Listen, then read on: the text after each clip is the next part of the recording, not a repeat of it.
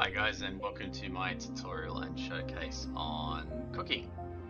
So cooking is a plugin that adds a number of ingredients and recipes to your server.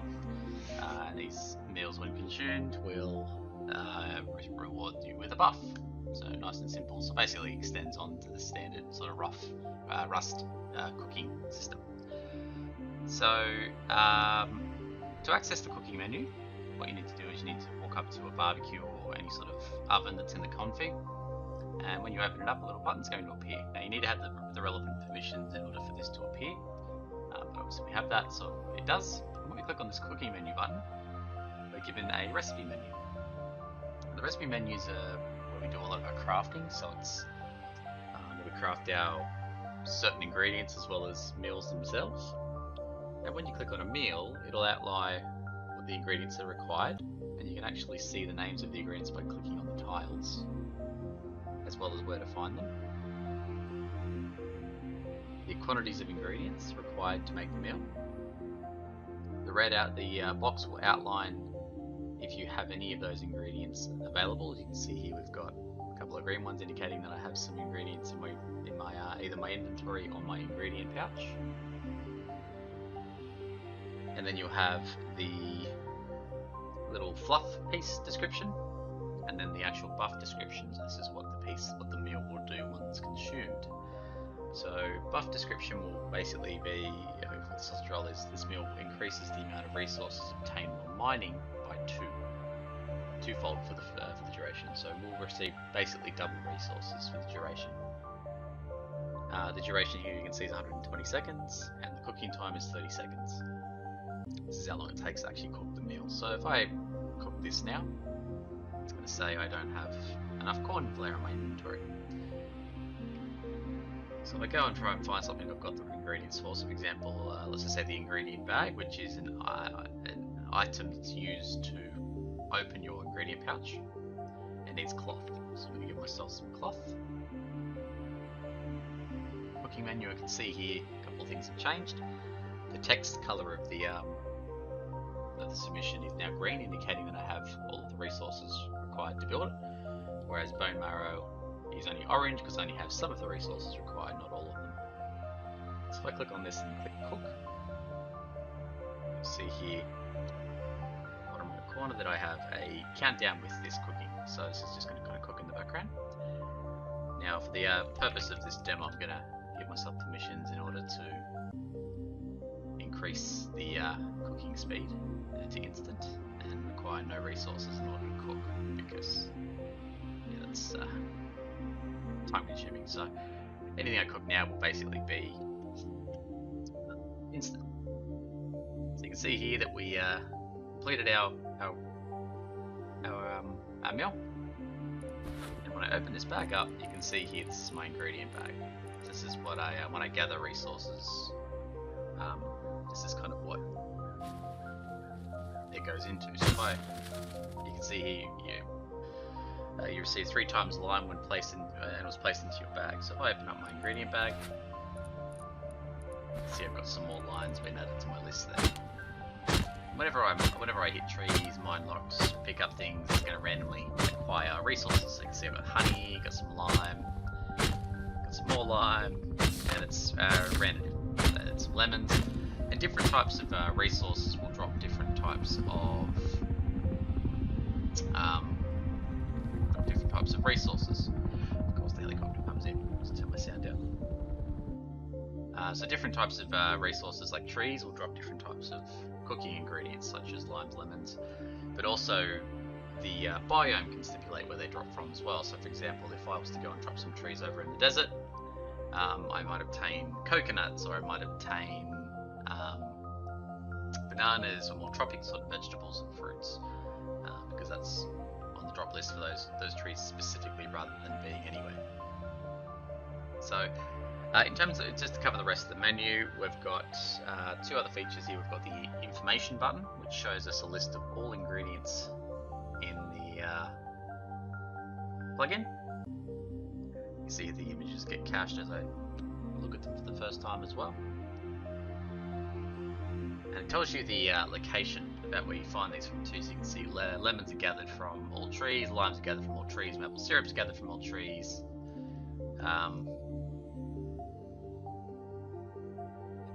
Cheese is crafted, chili we get from wild hemp bushes, bell peppers are from pumpkin patches, beans are from pumpkin patches. There's quite a large list of ingredients, a lot of which are crafted, of course. So, and then you have your default items such as wood and everything else. So that's how you can see the list of ingredients and where you obtain them from.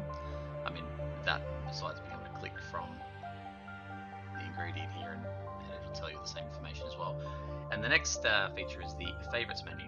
So I click on the favorites menu. Here's a list of up to 10 submissions that I've added or pinned as my favorite submissions. So if I click on this, it takes me directly into the meal and back to the favorites if I close it. To add things to favorites, it's just a simple matter of going into something that you want to cook regularly. Say steak dinner, which gives me a 6.9% chance to refund my materials on a successful building upgrade. I can add this to my favorites by pressing the favorites button. Now if I go into the favorites menu here, you can see we now have steak dinner. Now if I untick steak dinner, you go back, it's no longer here. So it's pretty straightforward. So all of our favorites are gone. Nice and easy. So really handy if you're gonna making a lot of different little things that making something on a regular basis. So there are basically 47 different unique buff types, and a lot of these meals you'll have some variation of the same buff. So some of them will have different, will have comfort, 100% comfort for different durations. Some of them will give you, fall damage prevention entirely for the duration for 30 seconds. There you can see coffee cake increases the resources obtained by mining by 2.5%, whereas scrambled eggs did it by 2 times. So the durations and the cooking time and the ingredients are all different. So you can have the same ingredients but different. So different meals but the same sort of buffs with different durations and different modifiers. So yeah, pretty straightforward there. But there are 47 unique individual buffs across about 90 meals or something ridiculous. So it is a large meal. It is a large lot of meals, and a very special thank you to Mirabelle for all of the work he's done. He's put a lot of extra meals and a lot of extra ingredients in, and been a source for some really good ideas for gathering types and whatnot. So this is one of his here. You can see it's a cool little hamburger with a couple of bits and bobs on it. So yeah, so that's it for the actual recipe menu. We're going to move on to the market next. Okay, so we're going to add because this plugin has a built-in farmer's market, and the farmer's market is simply a system that players can buy and sell ingredients to, rather than having to trade them individually. So it's a good way to add a money sink to your server. It's a good way for players who don't plan on making meals to be able to get a bit of resources from a bit of currency from the resources that they're gathering, and a good way for players who are planning on making meals to be able to purchase it directly from the market rather than going out and obtaining them in the world. So to access the market, there are 2 ways to do it. The first way is to give the chat command permission, which allows the player to use the /market command. You can see here that we have all of the non-default unique items here. So nice and simple. And you can also sell these directly from your ingredient bag. So you can see none of these are in my actual inventory. Whereas if I go to something that I know I have, such as some eggs, I just sold some eggs for some scrap. Just sold 5 eggs for 25 scrap. So basically we've added the sell and buy button, buy 10 buttons, or the sell and buy X buttons into the system now.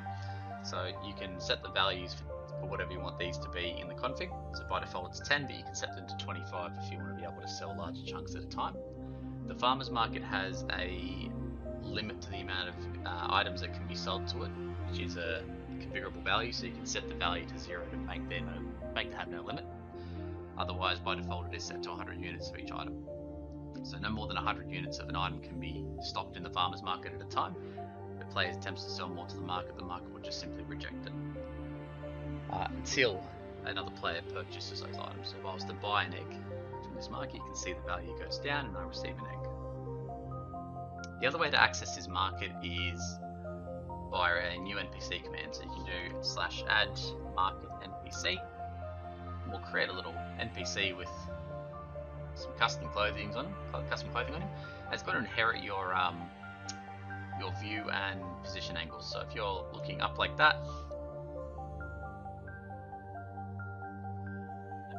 yeah, you can see he's also looking up like that, and he doesn't change direction. So when you place him, just place him down right.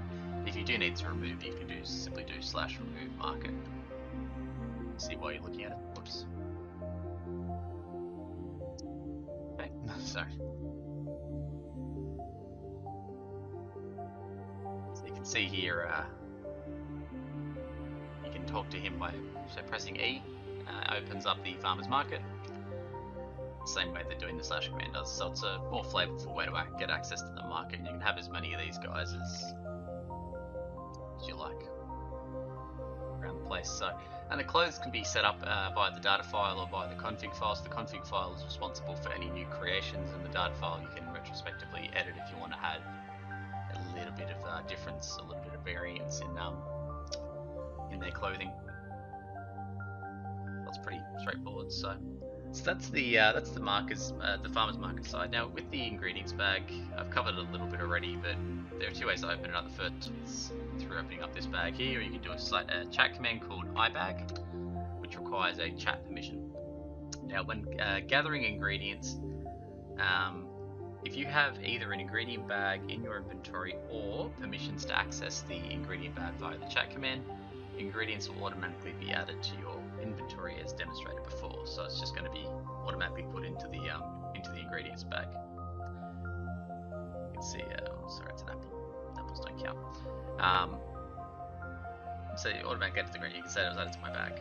Now, if I don't have a bag in my inventory, but I still have access to the chat command, which I do, that should still go directly into my bag. You can see it is. Now, if I go through and remove,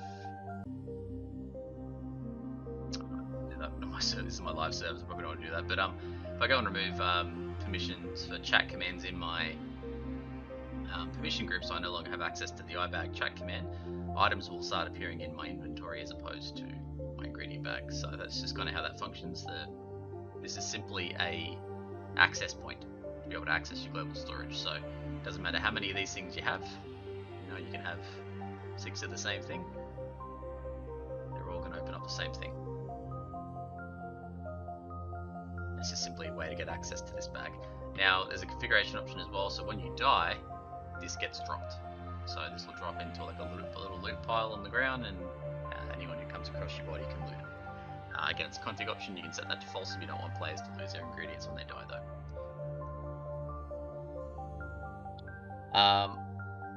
And that is pretty much it for the in-game demonstration. Just to cover a couple of sort of ways that you can harvest materials in ingredients in the sitting in the server here with the plugin. There are a total of, put my notes up here, 33 unique ways at the moment. Now those ways vary from being able to cut down basically any tree, or trees in specific biomes, so trees in the Arctic, trees in the temperate, trees in tundra, or trees in arid climates. The same thing goes for rocks or stone, and so mining nodes as well. So stone mining, mining in temperate, arid, tundra or Arctic regions, as well as just simply mining in general. So if you don't have a preference as to what biome it's at, what biome it's on, you can just simply add it to all nodes. Otherwise, you can add it to a specific node or types of nodes. One of the other major changes is I've also allowed for multiple sources for individual ingredients. So salt traditionally could only be obtained by picking up collectibles stone nodes. Now salt can be obtained from collectible stone nodes, mining stone in the Arctic or in the arid environments or the desert environments, as well as other places. So rather than restricting it to simply one gathering source, it can now have as your gathering sources as desired. The other ones are fishing, so I've added gathering sources for fishing, so both catching a fish as well as gutting a fish. So you get chances to obtain things such as seaweed, fish eyes, that sort of thing. Harvesting animals, raw animals, so specifically for ones for bears, stags, wolves, horses, chickens, boars, and polar bears are all included now, as well as all animals. So if you just want basically the same thing to drop from all animals, such as blood or milk, you can do that. Mushrooms are also another type of gathering source as well. So mushrooms, corn, pumpkin, hemp. Again, there's 33 unique sources, so have a look at the sales page. There's a lot.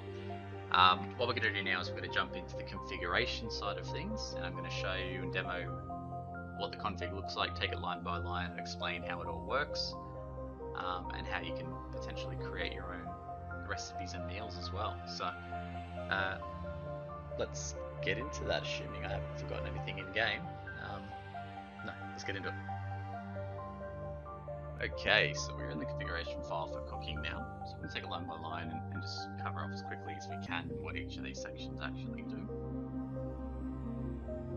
So the first section here is allow players player-grown ingredients, so player-grown items to spawn ingredients such as player-grown hemp, player-grown pumpkin, corn, that sort of thing. So if they grow items themselves, this option simply allows or dictates whether they can actually receive unique ingredient drops from those items. Default set to true. These are the entity names or entity short names of items that will spawn or that will open the button when approached. So if you open up a barbecue, a deployed barbecue, a static barbecue, a campfire static, or a campfire, it is going to give the cooking button, or the cooking button is going to appear. Chance for out of 1,000 to obtain items while doing this. So by default, you've got boars, bears, chickens, stag, wolves, horses, and polar bears. It's all together. They also have all animals as well. So bear in mind that when you're doing your rolls, if you've got an item that's on here as well as an item that's on here, it's going to roll both items. So it's going to roll this loot table individually, and then it's going to roll this loot table individually after that. So there's a chance that you could actually double dip and get items from both. So keep that in mind when you're creating your loot lists. Same thing for chopping trees. So chopping trees is simply that's it. There's no, it doesn't, regardless of biome, regardless of anything else, it's going to roll a chance individually for those trees. So if you're chopping trees in an arid environment, it's going to roll on the arid loot table, and then it's going to roll on the all trees loot table separately. So there's a chance again you can double dip from chopping trees, but the drop rate for both is the same. The same goes for mining, but you have individual for mining sources. So this is mining in general. This is all mining, doesn't matter what you're mining or where you're mining. This also takes into account for biome specific chances as well. So if you're mining in an arid environment, a tundra environment, Arctic environment, again it's going to roll them individually. So the chances you can get multiple items from a proc, if you're lucky enough. And then you have this one here, which is chances for individual stone, metal, and sulfur sources. So these, if you're looking specifically for those sources. Chance of 1,000 for mining, so to open hemp, picking hemp, and then hemp that was grown. So hemp that you find out in the wild, this is the one that the maps spawns collectible as a collectible. This is the one that the player actually grows. They're actually two different entities, and two different books to pick them up. So this is a chance to obtain items versus a chance to obtain items from the wild grown ones. Same for corn, same potato, same pumpkin. So you've got the wild variant and then the homegrown variant here. Mushrooms are always wild, so mushrooms are just simply their own thing. It doesn't matter what variation of mushroom you pick up, it'll roll this any items in the mushroom loot table there. Berries, doesn't matter what berries, what colour berries they are, they're all the same. They all trigger a chance to grow, and there's also a chance to roll an item, and there's also a grown chance as well. So if players are looking at growing their own berries, there's an individual chance for that. chance while gutting fish. This is every time a player guts a fish, it rolls this chance. And then a chance while catching a fish, it rolls this chance here.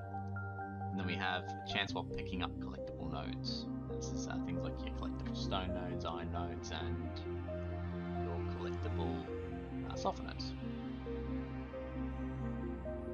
Send notification when an item drops. So by default, this will be on. So whenever a player gets a drop, they'll receive a notification. Now there is a client-side thing to turn that off. So if they don't want to receive notifications that they did actually get something while obtaining, while cutting and mining and stuff, they can just simply toggle that off themselves. Otherwise, if you don't want them to appear, just simply disable that. Buff update frequency is set to 2 seconds. This is when you consume buff, it's going to appear on your hotbar and count down. The frequency of the countdown is what's stipulated here, so every 2 seconds that number is going to update. So you'll see go from 60, 58, 56, 54, 52, 50, 48. Cooking progress update time. This is how often when you're cooking a meal that will update the timer. So by default it's every second, so it just counts down 30, 29, 28, 27. Comfort update rate. This is how often it updates the comfort value.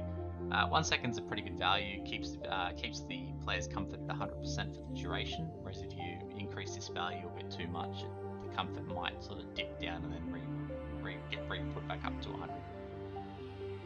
How much should the calorie cap increase for? Now this is basically for any calorie cap increases. This is how long they will increase for. So if you eat a meal that increases your calories from 500 to 1,000 and water from 250 to 500, this is how long that cap increase lasts for. It also lasts until you log off. So if you log off or die, if you've got that value set to, like if you don't have it set to persist through death, then they lose that cap anyway. Clear calorie overload on reconnect. So again, that just prevents players from disconnecting and reconnecting, and just as a failsafe to clear that calorie increase. Which currency type should we use for the wealth effect? So this is important if you're running economics or server reward points. Otherwise, the default is set to scrap. If the plugin can't detect economics or server rewards loaded, it's just going to default to scrap. Remove buffs on death is true. Basically, when a player dies, they automatically lose their buffs. So it's important that I mean that's probably recommended to be true. Otherwise, set that to false if you don't want that. How often should a regen timer increase a player's health?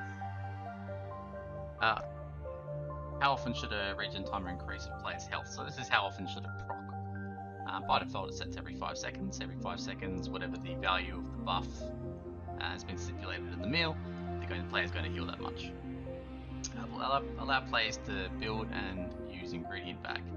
Only for non-standard ingredients can be put into it. So basically this means you're allowing players to actually build the ingredient bag and use it as a function. So if you don't, you're just going to give players the chat command. It's probably worth setting this to false. Otherwise, if you're only going to give certain players chat command access and everyone else has to use the bag, then leave it as true. The ingredient bag is enabled should items be placed directly into it if the player has it in their inventory. By default, set to true. If you don't want them going directly into the bag, set it to false. Value to buff horse stats by. So 15 will get you about a 50 to 60 kilometer per hour difference for horse stats. It's pretty quick, but yeah, just play around with these values. It's not really just a rule of thumb type thing. Maximum components can be found with the component luck buff. This is how big the stack is. So if we roll an item and create a stack of items inside of a crate, this is the maximum size that stack can be. Allow players to buy and sell ingredients via farmers market. So this actually gives access to players to be able to use the farmers market. Maximum quantity of stocked item that the market can sell. By default it is 100. Again, if you want to change that, set that to whatever default value you want. Now bear in mind that if you wipe the server and the server is going to repopulate the market quantity using what's in the config values for each of the items themselves, not what's on here. This is just simply the true. Allow players to use the chat command to open up the market. So again, set that to true.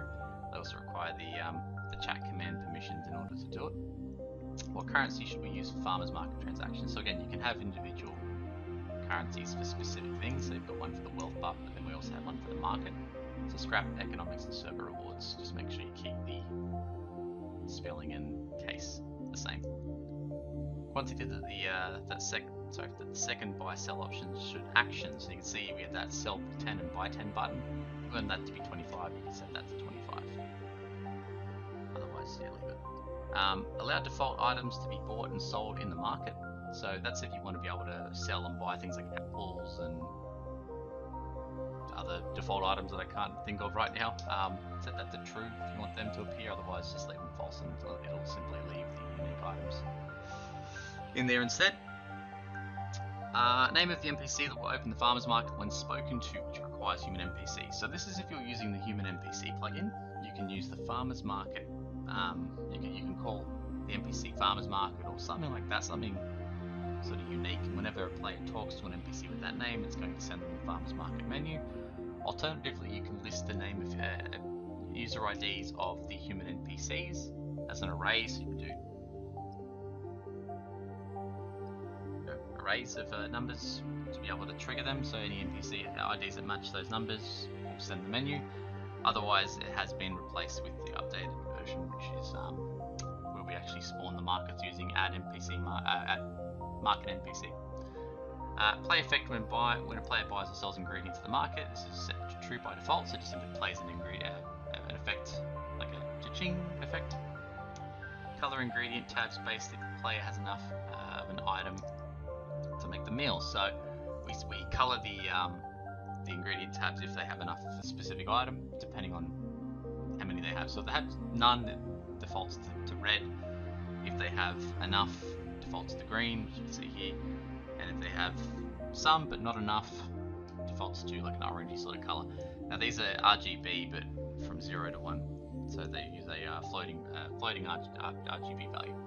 So just play around with these numbers. This is red, green, and blue. For those familiar with RGB, just play around with these numbers to represent RGB. Sound effects and purchasing an item. So by default uses the vending machine exchange like sound. Effects when cooking an item. This is a sort of like cutting a meat, like a sort of sound. Chat command to open the iBag. Requires cooking.chat.bag permission.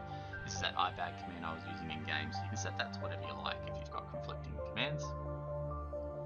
Market, so chat command to open the market. This is that /market command I was using in game. Again, you can use something that's unique or work with your server. Container asset that will be used for the bag item. Now this is the basically the blueprint item for what's going to be available. How many slots, dictates the size of the container, how many slots, that sort of thing. So if you try to put a small wooden box with 8 slots in or 10 slots in it and then attempt to put in 30 slots, it's not going to work. So if you're not familiar with how this works, just leave it default. Basically what it means is a player is going to have a large wooden storage chest with 30 slots by default that they can store ingredients into, which adds up. It isn't actually enough to store anywhere near all the ingredients. Name of the NPC that can be used to open up the cooking menu. So again, this is a human NPC thing. You can set that value to chef. So if you want an NPC to basically do the cooking for you, or not do the cooking for you, but if you want an NPC to trigger the recipe menu rather than a campfire or an oven or something like that, you can name an NPC, and when you interact with that NPC, it matches the name, it will open up the recipe menu. NPC prefab path. This is the prefab path for the like the mission giver, effectively, which you're reskinning or reclothing as a market NPC. If you're not familiar with how that works, just leave it. NPC items.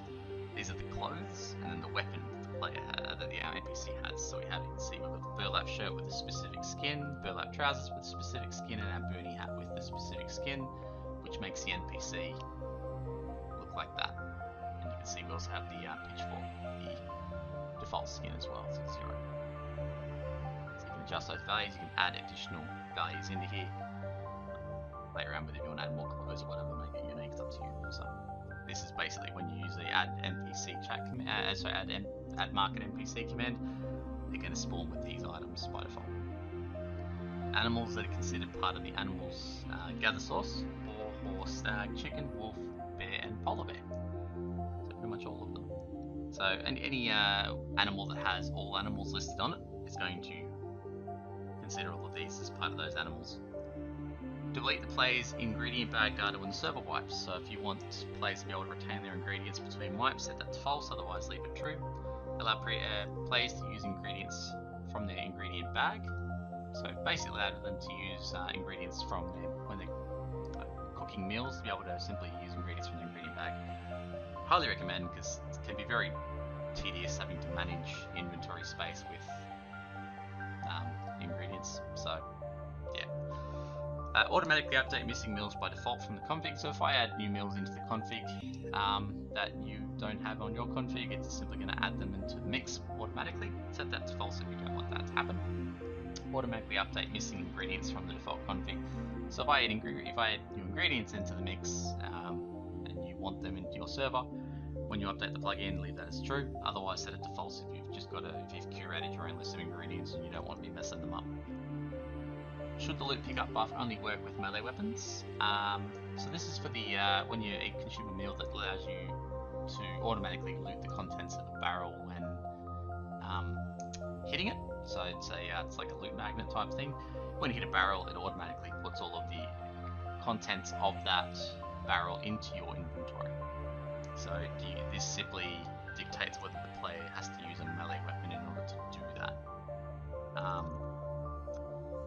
As well as maximum distance for the loot pickup buff. So if you want to be able to allow them to snipe with a bolty and do it from across the map, then leave that as 0 and leave that as false. So I actually quite like that. It's pretty cool.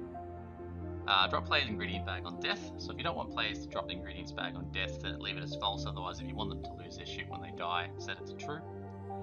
This is the color settings for the menu itself. So if you want this as your primary and secondary colors, as well as your ingredient list text and your market ingredient text colors. So if you want to change from that orange, sort of orange and dark orange color palette, you can adjust them using, again, an RGB 0 to 1 sort of value. So 1.0 would be full color, 0.0 would be no color, and then anywhere in between is some color. The easiest way I can explain it.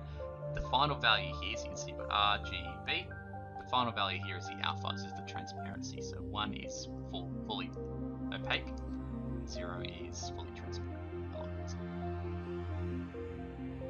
Change the color of the text based on whether or not the player can craft the meal. So this is that color change of the text in the recipe menu. So if we have none of the ingredients, we're going to see it simply as white text by default, which is dictated by here, a hex color. If the player has some of the ingredients, we're going to see it as like a sort of an orange-yellow type color, which is dictated by this hex color here. And then if they have all the ingredients, we're going to see it as like a green color, which you can see is this hex color here. Allow power tools to be used for gathering ingredients. So the power tools are things like jackhammers and chainsaws. That's really the main two of them. By default, they're set to false because POP. So if you want them to be allowed to be used, don't set them to false, set them to true. Otherwise, leave them as is. Because meals can drop from crates, by the way, there's actually different drop rates as a percentage when a crate spawns. So when a crate spawns, it has a certain percent to add a meal and or ingredient into it based on these numbers below. So 0.1 is 0.1% chance of it actually being added to the crate. 10.0 would be a 10% chance. So it's basically, think of this value as a whole number out of 100.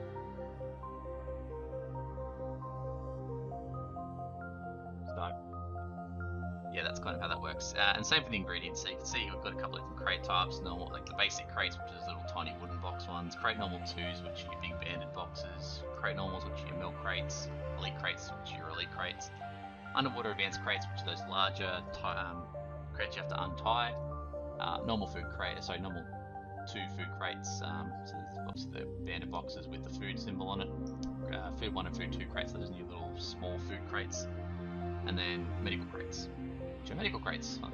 So again, it's all different chances for them to drop. So you can see here I've kind of segregated ingredients that really only drop from food related ones, whereas meals will drop from anything. Maximum size of ingredients to spawn in a chest. This is the maximum amount of ingredient stacks that will spawn. So when it rolls and it's successful and we're going to create an ingredient stack, this is the largest amount of ingredients that can spawn of that stack item. And this is the smallest. So this tells us we're going to receive 5 to 10 of that particular ingredient based on this information. So that's how that works. And then we're into the ingredient information. So this is basically a list of all of the ingredients and recipes. So if you wanted to add your own, so you can see here we have the name of the ingredient, which is super duper important. We have the whether it's enabled. So if you don't want specific ingredients to be enabled, you can simply set them to false and they will no longer exist. This is the short name of the ingredients. This is basically the base item that we work off and reskin. This is the skin ID that's applicable. So let me show you on something that's more relevant. So you can see here we've got an avocado, but it's not really an avocado, it's actually an apple. So we're using apple as the base item, so we can actually consume our avocado and eat our avocado like we do with any other item. This is the skin ID of the avocado. These are the gathered from materials. Now, if you're upgrading from a different version of basically anything prior to 1.3, you'll need to follow a video tutorial which I've created to change these values. Otherwise, you can just delete your config and allow it to rebuild with all of the correct stuff. So if you want to add multiple sources for an item to drop, all you really need to do is get the items, or get the gather type from value from the sales page. So for example, number 2 represents tree arrow, like an arid sort of tree arid environment. So this means it's going to drop from palm trees. If I cut trees in a desert, I have a chance of obtaining avocados. Now if I wanted to add, say, tundra trees in there so temperate trees, sorry, for whatever reason, all I would need to do is put a comma there and then add the value that corresponds to temperate trees, which is number 24. See, I've now added both arid trees and temperate trees as a drop source for avocados. So that's how that kind of works with the being able to add multiple drop sources to a specific ingredient. Drop rate is how likely it is to drop. So when you have multiple types of ingredients dropping from one source, there has to be a chance of which one's actually going to be given to the player. So the drop weight dictates the likeliness in which it drops. So the higher the number, the more chance it is to drop. So 100, they're all set to 100, so right now they all have an even chance of dropping.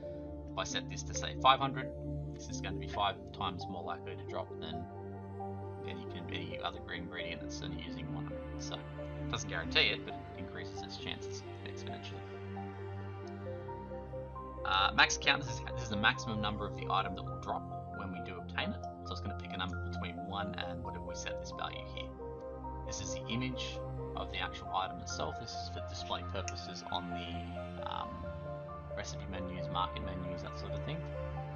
Oops. Whether we allow it to be sold on the market. So if we don't want this to be sellable on the market, we'll set this to false, and that way players can only obtain avocados by foraging for them or trading with them. Otherwise we can keep this true. And then this is the market buy price and sell price. So this is how much that the players can purchase it from the market for, and this is how much they sell it to the market for. And this is the default quantity. This is how many are in the market by default. So if you want to increase that to say the market starts with 50 when the map wipes, set that value to 50 and then they'll automatically be 50 avocados in the market at the start of wipe. Loot container drop weight, this is simply how likely it is for this to be put into a loot container. So if you want certain items to appear more in loot containers than others, set this value, this drop weight individually to the others. So that covers how ingredients function. Now if you want to add your own ingredients, all you need to do is just copy a template of what you've got here, create a bit of space, paste it in there and call something unique. So we'll call this okay, no. We can leave all the details the same. Realistically, this is probably the most important part, the actual name of the ingredient. I mean, I would recommend changing the skin name to the skin ID to something more relevant. The base name can be the same. Image URL doesn't really matter too much, but if you want to make it unique, change the URL of the image. Images need to be 512 by 512, so just keep that in mind. Same for the skins. And there are a couple of cool tools available for creating unique skins for items. Just have a look around Codefling and Lane Design. So that's it. That's simple. That's as easy as it is to create a ingredient. Super duper simple. And then what you do is you need to take note of what you Now, moving on to meals. So I'll just minimize this for readability. We have recipe information.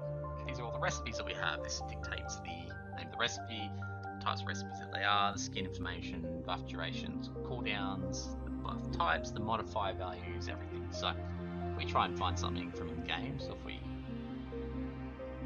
find a cool recipe in here, such as pancakes, that's a bit boring. Let's go healthy burger. Okay, so healthy burger. So healthy burger has a number of different ingredients. This meal will automatically loot barrels when destroyed, placing its contents into your inventory. You can see a default duration of 300 seconds and a cooking time of 30 seconds. So if we go back into our config and we type in healthy burger, these in quotes, we can see here that it's enabled. Right, that's why it's appearing in the menu. The base short name of the item is fish.cooked. So if I cook this real quick and then pull it up, you can see here, cooked fish, eating it provides a small boost to healthy hunger. So basically that's what we use as our basic item to get that sound. So if I turn my sound back up, it sounds like slapping me. That's the sound we're using. The image URL is what's actually appearing in the recipe menu when we do have the healthy burger. So when we see it in both of these menus, as well as when we consume the item and see it up here, this is the image that Imager is pointing to. This is the custom descriptions. Like avocado on this makes it healthy, right? So you can change this to whatever you like. This is the skin ID of the item, and then we have a list of ingredients. So you can see here we've got bread with the quantity, lettuce with the quantity, or bear meat, quantity, avocado, bacon, etc., etc. You can have a maximum of 10 ingredients. Yeah, 10 ingredients. So 1, 2, 3, 4, 5. You have 10 ingredients in total. After that, it just cuts off, so it's not recommended. So 10 ingredients max, and you just simply come after the last one and pop a new one in there, and then just name it the same name that you created as the ingredients. So we go avocado. So we then added a new ingredient called avocado, and we added the ingredient here with the quantity required to be able to build it. Buff duration is in seconds, so this is 5 minutes by default. Cooking time is 30. Buff type is 45. Now what that tells me is 45 is loot pickup. So you can check the sales page for that information, but an example of 44 would be smelt on mine and 46 would be reviver. So you can check the sales page for more information on those. Cooldowns is how long after the meal has been consumed before we can have another one. So if you don't want players to be able to spam or daisy chain meals, you can add a cooldown of say 10 minutes. So if you don't want to be able to have any benefits of this particular meal for 10 minutes, you can't have this meal again for 10 minutes, which is 600 seconds. And the buff modifier. Now this isn't relevant for everything, but it is relevant for some. So generally when you open up the recipe menu, you can see here that chicken and mushroom has a green highlighted value in its description. So this meal will provide you with 4 scrap, $1 per barrel destroyed. Now, if I go into, if I bring that up now, it's chicken and mushroom.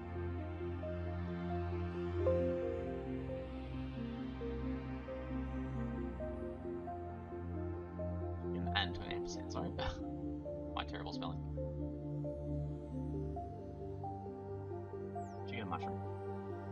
You can see here we have a buff modifier of 4.0, which is corresponding with that value that we see in game, 4 scrap. So some buffs will have a buff modifier, which will need to be stipulated.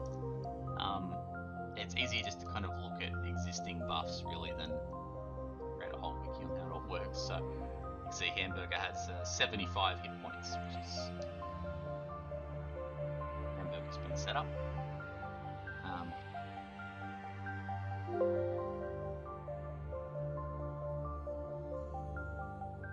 75 v1.5 is its buffer modifier. So that gives you an example of how buffer modifiers work. Now perms is it's a new one actually, so you can add permissions into your meals. So if you want players to be given a permission, so an example would be, which I don't think I have an example in the default.